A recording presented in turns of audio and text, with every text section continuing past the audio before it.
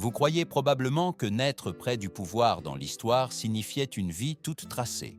Des palais dorés, des étoffes douces, des décisions sans conséquences.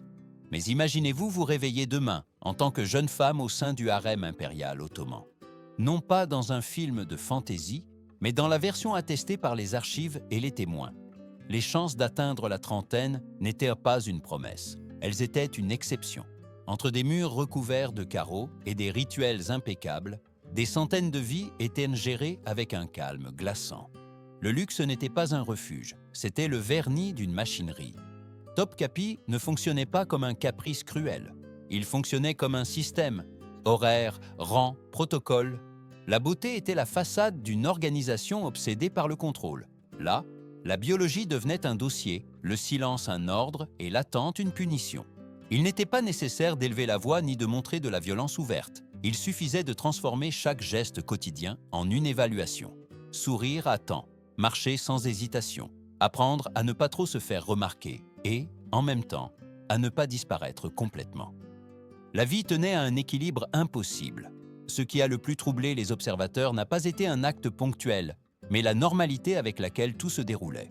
Des ambassadeurs étrangers, habitués à d'autres brutalités de leur époque, ont décrit une efficacité inquiétante. Chaque décision avait un soutien administratif. Chaque déplacement, une justification. Chaque perte, un terme neutre. Le langage lavait la conscience. L'habitude effaçait le doute. C'est ainsi que se construisent les institutions qui durent des siècles, non pas par des éclats, mais par des habitudes.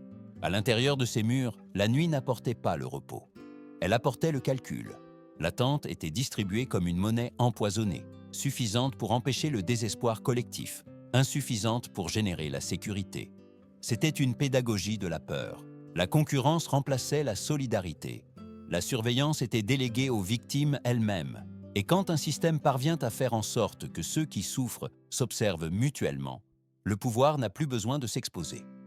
Il convient de s'arrêter là, car c'est là que se cache une leçon qui traverse le temps.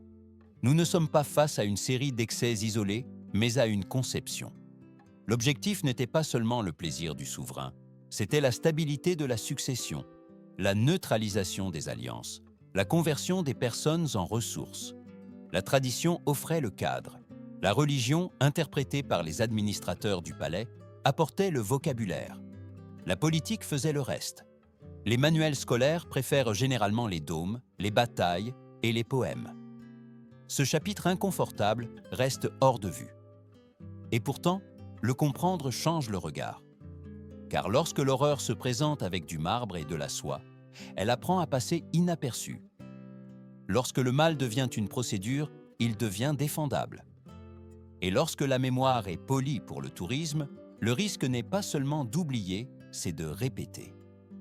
Dans les prochaines sections, nous franchirons plusieurs portes de ce labyrinthe. Nous verrons des rituels qui ressemblaient à des jeux, des ascensions qui exigeaient des renoncements impossibles et des exceptions qui confirmèrent la règle. Nous reviendrons également au présent, non pas pour juger avec supériorité, mais pour reconnaître des schémas. Si l'histoire nous apprend quelque chose ici, c'est que la beauté peut coexister avec le déni et que les systèmes les plus durables ne crient pas, ils murmurent. Chaque soir, lorsque la lumière tombait sur Istanbul et que le palais devenait un échiquier d'ombres longues, commençait un rite qui transformait l'attente en discipline. Ce n'était pas une scène théâtrale, ni un élan impulsif. C'était une routine chronométrée, répétée jusqu'à devenir invisible. Pour ceux qui habitaient l'enceinte, la nuit ne signifiait pas le repos, elle signifiait le calcul. L'air changeait, les pas s'ordonnaient, les couloirs se dégageaient. Tout annonçait que la machine était entrée dans sa phase nocturne. Le centre symbolique de ce moment était un objet banal, poli et discret. Un support métallique où reposaient des noms écrits à l'encre ordinaire. Il n'y avait pas de drame public. Le choix ne revenait pas directement à la main du souverain, mais à des intermédiaires entraînés à exécuter sans poser de questions. Ainsi, la responsabilité se diluait. Personne ne décidait. La procédure décidait pour tous. Et dans cette distance bureaucratique s'incubait la peur la plus efficace, celle qui n'a pas de visage. Les jeunes femmes étaient rassemblées et alignées avec précision, non pas comme des personnes, mais comme des enregistrements qui devaient correspondre à une liste. L'instruction implicite était claire. Paraître reconnaissante, ne pas montrer de doute, ne pas trahir le corps. L'anxiété ne s'exprimait pas, elle se gérait. Tout signe d'altération pouvait se transformer en une note défavorable. La biologie, qui en dehors du palais marquait des cycles privés, devenait là un facteur public et évaluable. Vivre signifiait apprendre à cacher l'inévitable. La scène durait quelques minutes, mais son effet s'étendait sur des semaines. L'incertitude était la principale punition. Être mentionné ne garantissait pas de protection. Être ignoré n'assurait pas non plus de soulagement. Le système distribuait l'espoir par dose minimale pour éviter l'effondrement, tout en cultivant une insécurité constante qui empêchait la confiance. Cette combinaison, espoir mesuré et insécurité persistante, n'était pas accidentelle. Des documents ultérieurs suggèrent une calibration consciente. Suffisamment de stimulation pour maintenir l'obéissance, suffisamment de peur pour empêcher les alliances. Avec le temps, la concurrence a remplacé la solidarité. Les rumeurs sont devenues monnaie courante. La surveillance s'est décentralisée. Lorsqu'un pouvoir parvient à ce que ceux qui sont à l'intérieur s'observent mutuellement, il réduit son exposition et augmente son efficacité. Il n'était pas nécessaire de punir souvent. Il suffisait que la possibilité existe. Ainsi, le contrôle devenait omniprésent sans se montrer. Du point de vue moderne, le mécanisme est étrangement familier. Des systèmes qui promettent une sélection neutre, des algorithmes qui décident sans expliquer, des processus qui transforment l'attente en une forme de discipline. Les scénarios changent, pas les logiques. Ici, le palais fut un laboratoire précoce de gestion humaine. Des noms sur une liste, des critères opaques, des conséquences irréversibles. Mais le rite nocturne avait une autre fonction moins évidente. Il fragmentait le temps. Chaque jour restait suspendu à l'attente du suivant. La vie se réduisait à des cycles courts, sans horizon. Sans futur, la résistance perd son sens. Sans mémoire partagée, l'organisation collective se dissout. Tel était le triomphe silencieux de la procédure. Et pourtant, même dans cet engrenage, il y eut des fissures. Des exceptions qui apprirent à lire le rythme, à interpréter les silences, à transformer la prévisibilité du système en un outil. L'histoire de l'une d'elles explique autant la cruauté de la conception que sa vulnérabilité. Car lorsqu'un système dépend de règles, il peut aussi être manipulé par celui qui les domine. Dans la prochaine section, nous suivrons cette exception. Non pas comme une héroïne romantique, mais comme un produit extrême d'un environnement qui exigeait un choix impossible, disparaître ou se transformer. L'exception n'est pas née puissante, elle est née vulnérable. Elle avait 15 ans lorsque son monde s'est soudain refermé et qu'un autre, infiniment plus hostile, s'est ouvert devant elle. Son nom originel est resté derrière elle, avec la terre, la famille et la foi qui l'avaient défini. Au palais, apprendre vite n'était pas une vertu, c'était une condition de survie. Pendant que d'autres s'accrochaient au deuil, elle observait. Et dans cet acte silencieux commença la métamorphose. Elle comprit vite que les pleurs étaient un langage inutile là-dedans, que la mémoire pouvait être un fardeau. Elle choisit donc une stratégie extrême, se diviser, créer une version d'elle-même capable d'habiter le système sans se briser. Ce dédoublement, documenté dans des lettres, des routines et des témoignages, ne fut pas un acte de froideur, mais de calcul. Lorsque l'environnement punit l'authenticité, le masque devient une seconde peau. Son premier instrument fut le langage. Non seulement pour communiquer, mais pour se camoufler. Les mots corrects, l'accent précis, le silence opportun. Apprendre les langues n'était pas de la culture, c'était une invisibilité sélective. En quelques mois, elle maîtrisa des registres qui lui permirent de circuler sans éveiller les soupçons, de comprendre les ordres sans intermédiaire et d'anticiper les humeurs. La langue fut son passeport et son bouclier. Puis vint l'observation du centre du pouvoir, non pas avec dévotion, mais avec méthode. Horaire, habitude, intérêt. Lorsque le souverain était enclin à la poésie, elle parlait en vers. Lorsque la politique occupait la conversation, elle offrait des idées alignées sans paraître évidentes. Elle n'imitait pas, elle complétait. Et dans ce jeu subtil, elle créa une présence qui ne rivalisait pas avec le pouvoir, mais le faisait se sentir compris. Ici apparaît un concept que la psychologie moderne nommerait des siècles plus tard, le renforcement intermittent. Proximité et distance dosée, chaleur alternée avec réserve, l'imprévisibilité comme lien. L'effet n'est pas l'amour, c'est la dépendance. Dans un environnement où tout est protocole, l'irrégularité est perçue comme de l'authenticité. Et cette illusion peut reconfigurer les décisions. Il y eut des épisodes qui scellèrent son ascension. Des crises qui la montrèrent indispensable. Des gestes qui semblèrent être un sacrifice et consolidèrent la confiance. L'histoire officielle les présente comme des actes spontanés. Les lectures contemporaines suggèrent quelque chose de plus complexe. La capacité à transformer le chaos en opportunité, non pas pour subvertir le système, mais pour l'habiter au sommet. Le prix fut élevé. À mesure que son influence grandissait, la marge de retour se rétrécissait. Chaque pas vers le haut exigeait de laisser quelque chose derrière. Un doute, une loyauté, une frontière morale. Au palais, la sécurité ne s'héritait pas, elle se défendait quotidiennement. Et la défense exigeait d'anticiper les menaces avant qu'elles ne prennent forme. Il est tentant de raconter cette ascension comme une victoire personnelle, mais ce serait ignorer le contexte qui l'a rendue possible. Dans un système qui élimine la majorité, la survie d'une personne ne rachète pas l'ensemble. L'exception ne prouve pas la justice du mécanisme, elle révèle sa brutalité sélective. Pour chaque histoire de succès, il y en a des centaines effacées sans nom ni écho. Cette transformation ne s'est pas produite dans le vide. Ce fut la réponse rationnelle à un environnement irrationnel. Lorsque la sortie est bloquée, l'ingéniosité cherche des fissures. Lorsque la compassion est punie, la dureté s'apprend. Et lorsque l'avenir dépend de décisions extérieures, contrôler le présent devient une obsession. Dans la section suivante, nous verrons comment cette ascension personnelle croise le problème central de toute cour, la succession. Là, la survie cesse d'être individuelle et se transforme en une partie où chaque mouvement peut sceller des destins étrangers. Le pouvoir ne tolère pas les vides. Dans toute cour, la question du lendemain pèse plus lourd que la gloire du présent. Lorsqu'une figure s'élève trop près du centre, elle projette inévitablement une ombre. Et, au palais, les ombres étaient interprétées comme des menaces. La succession n'était pas une affaire de famille, c'était une obsession d'État. Chaque héritier potentiel représentait stabilité ou catastrophe. Chaque faveur, un risque, chaque silence, un signal. Sur cet échiquier, l'exception comprit quelque chose de décisif. Survivre ne suffisait plus, il fallait assurer la continuité.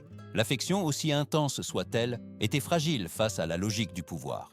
Le lendemain se jouait aujourd'hui, en murmures, gestes et documents qui ne disaient jamais ce qu'ils semblèrent dire. C'est ainsi que commença une phase différente du jeu, celle de semer le doute sans laisser de traces. Il ne s'agissait pas d'accuser, mais de suggérer. Pas de confronter, mais d'encercler. Un commentaire entendu par hasard. Une lettre dont la provenance s'estompait. Une conversation interrompue au bon moment. L'efficacité résidait dans l'ambiguïté. Rien ne pouvait être prouvé, tout pouvait être imaginé. Et lorsque l'imagination du souverain est activée, le système fait le reste. Ici, le mécanisme montre son visage le plus froid. La décision finale semblait toujours légitime, prise pour le bien de l'ordre. La responsabilité se déplaçait vers le haut, là où le pouvoir se confond avec la nécessité. Dans cette confusion, le doute devient certitude. La punition se présente comme une prévention, et la perte comme un sacrifice inévitable. Ce qui est troublant n'est pas seulement le résultat, mais le calme qui l'entoure. Il n'y a pas de scène publique ni d'éclat visible. Il y a des rideaux, des couloirs, des sceaux. Il y a des résolutions qui arrivent enveloppées dans un langage de prudence. Le drame se déroule derrière, amorti par le protocole. Ainsi, la violence devient abstraite, presque administrative. Pour celles qui avaient appris à lire le système, cette phase impliquait de franchir un seuil. Il ne suffisait plus de s'adapter, il fallait diriger le flux. Protéger les siens impliquait de neutraliser les autres. L'empathie devenait un luxe dangereux. Chaque décision durcissait la suivante. Et à chaque pas, le retour à une morale antérieure devenait plus improbable. De l'extérieur, les chroniqueurs débattirent si cela relevait de l'ambition ou de la survie. La question, peut-être, est mal posée. Dans un environnement où l'erreur se paie par la disparition, l'ambition est une forme de défense.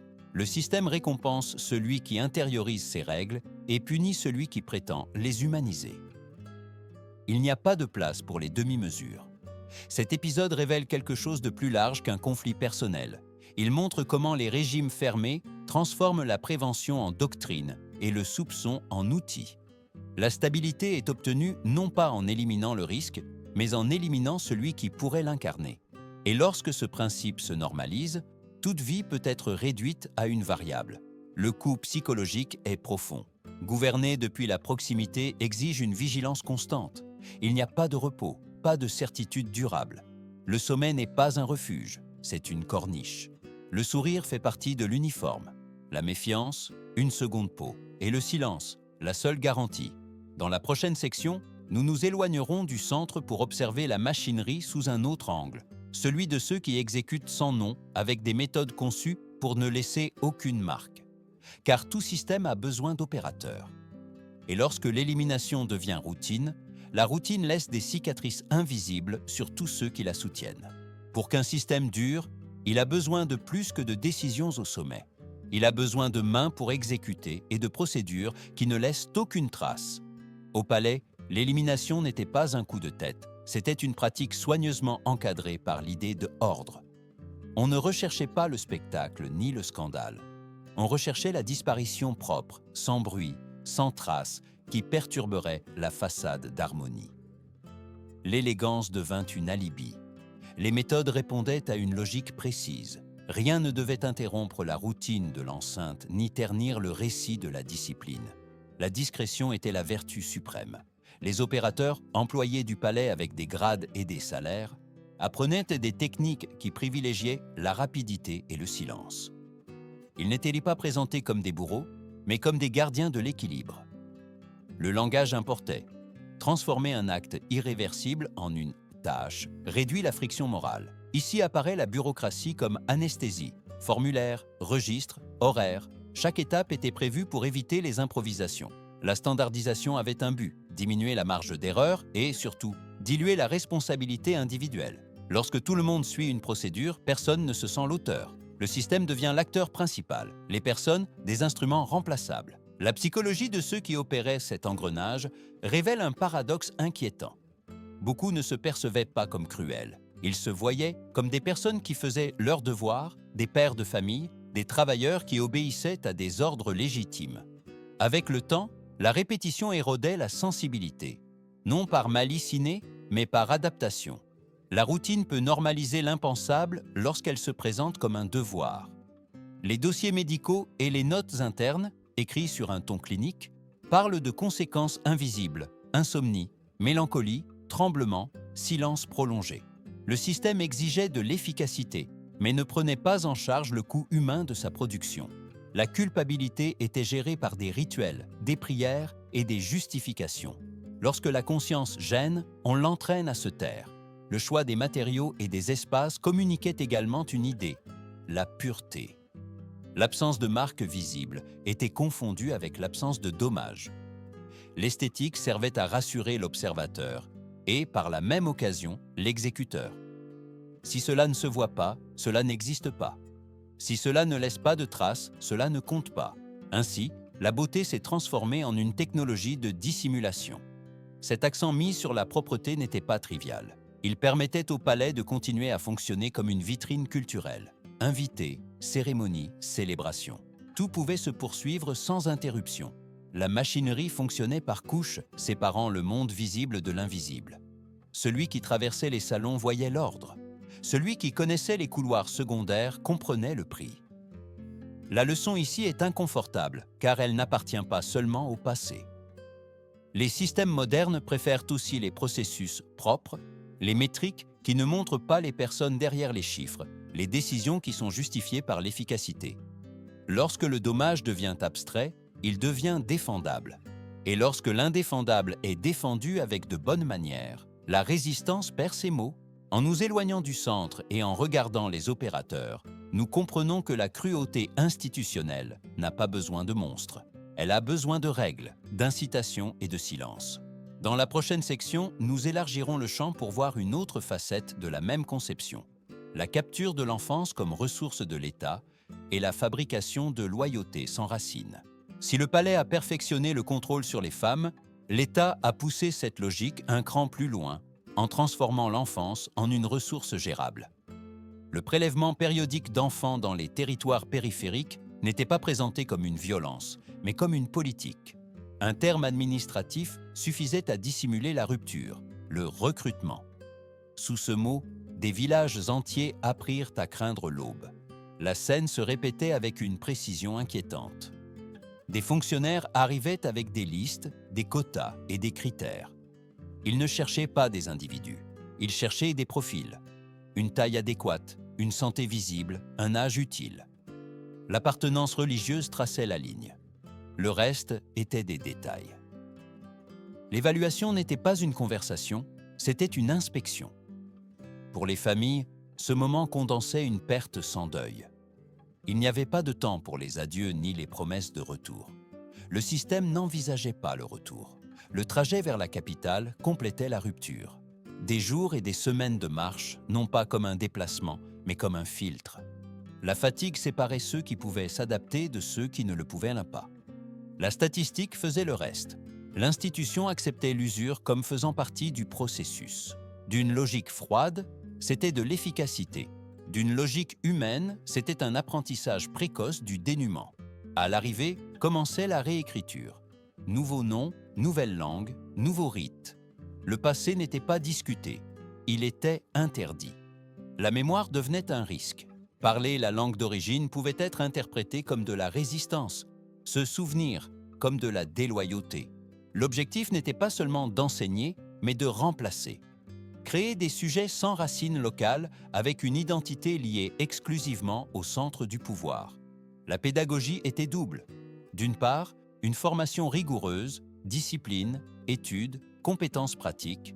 D'autre part, une reprogrammation émotionnelle. L'obéissance était récompensée. Le doute était corrigé. L'appartenance était offerte comme refuge face à la perte. Avec le temps, beaucoup intériorisaient le récit qui justifiait leur situation. L'accepter était moins douloureux que de le confronter. Ici émerge un schéma qui traverse les siècles, le cycle de l'opprimé qui devient exécuteur. Ceux qui survivaient et prospéraient au sein du système étaient, plus tard, envoyés pour le soutenir. La loyauté n'était pas demandée, elle était fabriquée. Et rien ne fabrique la loyauté comme l'absence d'alternative. Lorsque tout ce que l'on possède provient d'une institution, la remettre en question équivaut à s'effacer soi-même. Les conséquences s'étendirent au-delà des individus. Des régions entières virent leur démographie altérée. Des traditions furent interrompues. Des familles développèrent des stratégies désespérées pour éviter la sélection, cacher, avancer les mariages, déformer le corps. Le système ne prenait pas seulement des enfants, il transformait les communautés qui restaient à derrière, semant la peur en héritage. Comparé au présent, le parallèle est dérangeant. Les noms et les uniformes changent, mais la tentation de qualifier la contrainte de opportunité persiste, de justifier le préjudice par les résultats, d'exhiber des cas de réussite pour faire taire la majorité invisible. La question n'est pas de savoir si certains sont allés loin, mais à quel coût collectif. Cet engrenage explique pourquoi le palais pouvait se maintenir. Des femmes transformées en ressources, des enfants transformés en loyauté. Deux flux distincts alimentant une même machine. Dans la prochaine section, nous entrerons dans l'espace où les deux convergeaient sous une promesse trompeuse d'éducation et d'ascension. Les écoles du palais, où la connaissance et l'obéissance étaient enseignées comme une seule et même chose. Les écoles du palais se présentaient comme le point culminant de la promesse impériale. Une formation exquise, l'accès au savoir, une échelle sociale inexistante en dehors de ces murs. Marbre, cours silencieuses, salle de classe ordonnée. L'esthétique suggérait le mérite, le discours parlait d'excellence. Mais sous cette surface, l'éducation fonctionnait comme une technologie de contrôle aussi précise que toute autre procédure du système. La journée était soigneusement structurée. Langue, calcul, calligraphie, musique, discipline corporelle. L'apprentissage était réel, intense et dans de nombreux cas brillant. C'est précisément pour cela qu'il était efficace. L'esprit occupé assimile plus rapidement les règles. La gratitude pour le savoir reçu adoucit la perception de l'enfermement. L'école n'enseignait pas seulement des contenus, elle enseignait à appartenir. En fin d'après-midi, l'ordre changeait de registre. La hiérarchie devenait plus explicite. Les rangs entre étudiants n'étaient pas symboliques, ils étaient pratiques. Privilèges pour les uns, restrictions pour les autres. Le silence s'imposait comme norme. On n'expliquait pas pourquoi. On s'attendait à ce que ce soit compris. Dans ce climat, l'obéissance se confondait avec la maturité et la résistance avec l'immaturité. La conception n'était pas improvisée. La cohabitation forcée entre des âges différents, l'autorité déléguée à des élèves plus âgés, l'ambiguïté des règles, tout favorisait l'internalisation du contrôle. Lorsque la surveillance ne vient pas seulement d'en haut, mais de l'environnement immédiat, la discipline devient auto-entretenue.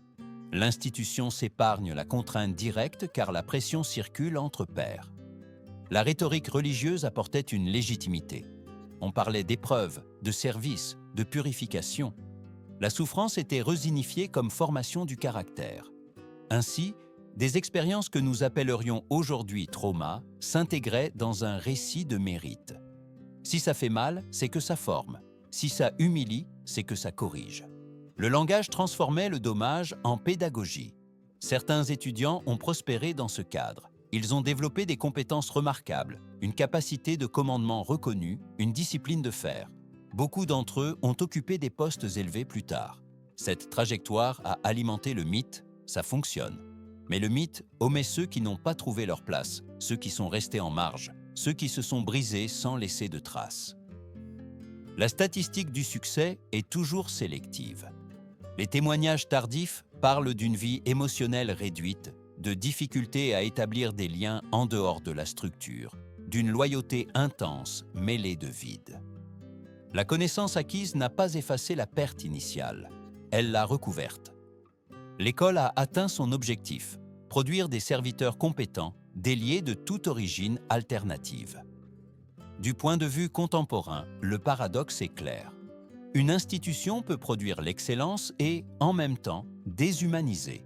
Elle peut offrir le savoir et refuser le consentement. Elle peut former des leaders et fabriquer des silences. Le problème n'est pas l'éducation en soi, mais son utilisation comme outil de soumission.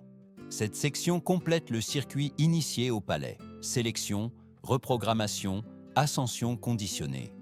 Femmes transformées en variables, enfants transformés en projets, étudiants transformés en fonctionnaires. Tout s'inscrit dans une logique où l'individu vaut dans la mesure où il sert. Dans le segment suivant, nous nous éloignerons des espaces clos pour observer ce qu'ils ont laissé derrière eux. Des chiffres, des registres et des vides. Car lorsque la mémoire humaine fait défaut ou est réduite au silence, les archives parlent, et leurs chiffres révèlent une vérité qu'aucun marbre ne peut cacher. Lorsque les voix se taisent, il reste les chiffres, et les chiffres, contrairement aux légendes, ne se lassent pas. Les archives du palais, livres de dépenses, listes d'entrées, notes administratives, dessinent un paysage qui contredit tout récit édulcoré. Elles ne racontent pas des histoires individuelles. Elles révèlent des schémas, et les schémas, lorsqu'ils se répètent pendant des décennies, trahissent une conception. Les âges parlent d'abord. L'entrée précoce, la maturité accélérée, la sortie inexpliquée. Les registres montrent une rotation constante qui ne s'explique ni par des mariages, ni par des transferts honorables. Apparaissent des termes neutres, des euphémismes qui suggèrent un mouvement sans destination. Lorsque ces annotations sont croisées avec d'autres registres, civils, fiscaux, religieux, le vide apparaît. Des noms qui entrent et ne réapparaissent pas. Des présences qui se dissolvent sur le papier. Puis, il y a les coûts. Entretien, vêtements, instructions. Et, dans des colonnes séparées, des dépenses nocturnes, des services spéciaux, des matériaux spécifiques. Pas besoin de détailler pour comprendre, le budget anticipe des besoins que personne ne nomme à voix haute. La comptabilité ne juge pas, elle consigne. Et en consignant pendant des années, elle construit une confession involontaire. Les statistiques médicales renforcent l'image. Des diagnostics vagues, des récurrences improbables, des pics qui coïncident avec des changements de gouvernement ou les préférences du souverain. Mélancolie, maladie subite, accident, des catégories larges qui absorbent ce que l'on ne veut pas expliquer. La fréquence dépasse tout hasard raisonnable. L'arithmétique démonte la coïncidence. Une donnée inquiétante émerge en observant le remplacement. Lorsque des personnes manquent, des remplaçants apparaissent rapidement. Les voies d'approvisionnement s'activent, comme s'il s'agissait de marchandises périssables. Le système ne s'arrête pas pour regretter, il s'ajuste. Cette élasticité révèle une planification. Personne n'improvise un remplacement massif sans un réseau établi. Visualiser l'ensemble aide. Imaginez un sablier qui se vide et se remplit encore et encore. En haut, Des jeunes arrivent avec des attentes modelées par l'enfermement. Dans le goulot étroit, quelques-uns montent tout reste visible. En bas, la dispersion. Le cycle recommence. Non pas une fois, mais pendant des générations. La continuité est le message. Les archives montrent également une résistance au changement. Lorsque des réformes surgissent, les chiffres se tendent. Certaines dépenses augmentent, d'autres diminuent. Le système tente de s'adapter pour survivre. Là où il y a un pouvoir consolidé, il y a de l'inertie. Et l'inertie se mesure en bilan. Vu d'aujourd'hui, cette utilisation des données est familière. Les institutions modernes préfèrent aussi les métriques qui ne dérangent pas, les indicateurs qui ne déshumanisent pas. La distance entre le chiffre et la personne protège le décideur. Elle transforme la perte en variable, la vie en graphique. Au final, les chiffres ne remplacent pas les histoires, ils les soutiennent. Ils leur donnent du poids lorsque la mémoire faiblit. C'est pourquoi ils sont importants, parce qu'ils obligent à voir l'ensemble, pas seulement l'exception. Parce qu'ils empêchent le récit de se réduire à des intrigues brillantes et des romances palatiales. Dans la prochaine section, nous sortirons des archives pour regarder le présent. Nous verrons comment ce passé est exposé, consommé et discuté aujourd'hui. Ce qui est montré, ce qui est omis et pourquoi.